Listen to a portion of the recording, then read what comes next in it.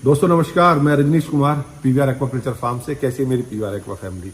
आप सब स्वस्थ होंगे और मस्त होंगे।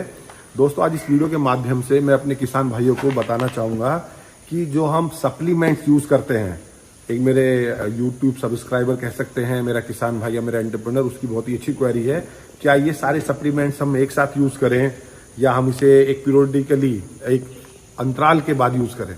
तो दोस्तों इस वीडियो के माध्यम से मैं आपसे शेयर करूँगा। आप सबसे पहले एक दवाई में और एक सप्लीमेंट में फ़र्क समझिए। आपके विटामिन्स, आपके मिनरल्स, आपके लीवर टॉनिक्स, ये सब आपके सप्लीमेंट्स हैं। या आप इसको समझ सकते हैं ये आपके अचार और सैलड है, ये एंटीबायोटिक्स नहीं है। तो ये सब चीज़ें आप पूरे कल्चर में रेगुलर अंतराल पे पूरी मछली को, जब तक मछली बायोमास गेन करती है या जब तक आपका मार्केटेबल साइज होता है, तब तक कंटिन्यूस खिला सकते हैं। और मेरी बहुत सारी वीडियोस में मैंने जिक्र किया है, इवन अपनी ट्रेनिंग में जिक्र करता हूँ।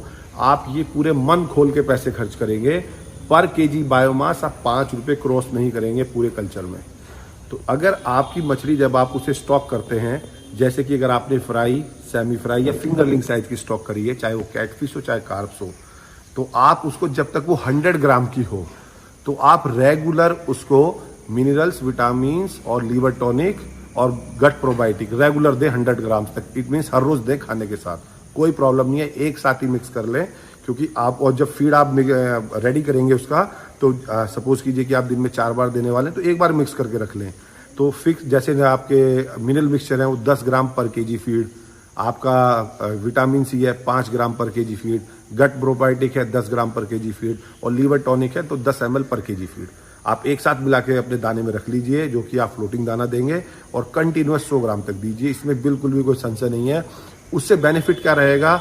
आपकी ग्रोथ अच्छी होगी, मछली की बॉडी को सारे इसेंशियल विटामिन मिनरल्स मिलेंगे। आप लीवर टॉनिक दे रहे हैं, उसका डाइजेशन अच्छा रहेगा। गट प्रोबायोटिक दे रहे हैं तो जो बॉडी में वो एब्जॉर्ब कर रही है उसको बेनिफिट आप ही को लगेगा। क्योंकि जो मछली की ग्रोथ होती है वो इनिशियल फेज में हम उसे लैग कर्व बोलते हैं, वो बहुत फास्ट होती है। तो वो फास्ट हो, मेंटेन हो। अब ऐसा नहीं है कि जैसे अगर हमारी एज, हम बढ़ते जा रहे हैं तो हम 50 फीट के हो जाएंगे, ऐसी मछली भी नहीं होती।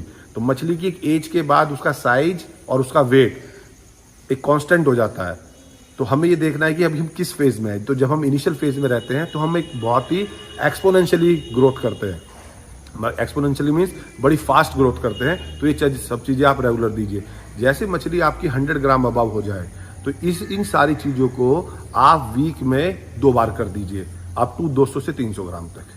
सेम चीज़ें, क्योंकि जैसे जैसे दाने की क्वांटिटी बढ़ेगी इसकी डोजेस भी बढ़ जाएगी। लेकिन आप इसकी जो प्राइस है, प्राइस विद इन 5 रुपीज़ ही रहने वाली है। वो आप कोई भी, आप पूरे कंपोनेंट लिख के उसकी कॉस्ट एनालाइज कर लेंगे तो भी क्रॉस नहीं होगी। जैसे आपकी मछली 500 से 800 ग्राम या 1000 ग्राम तक जाएगी तो आप उसको वीक में 1 बार कर दीजिए। तो लेकिन आप ये रेगुलर यूज करेंगे तो ये सिंपल, आप ऐसा समझ लीजिए कि अगर मैं आपको बोलूं कि आप कंटिन्यूस 50 दिन खिचड़ी खाएंगे तो कैसे काम करेंगे। तो ये सब चीजें है ना, एडिटिव्स हैं।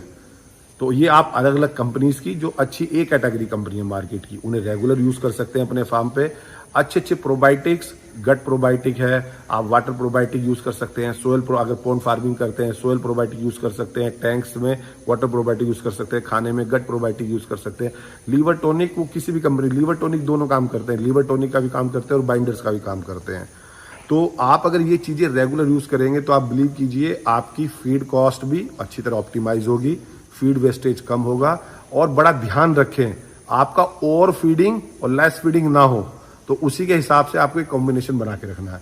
बने रहें अपने पीवीआर एक्वा यूट्यूब चैनल पर और जानते रहे फिश फार्म से रिलेटेड बातें। धन्यवाद।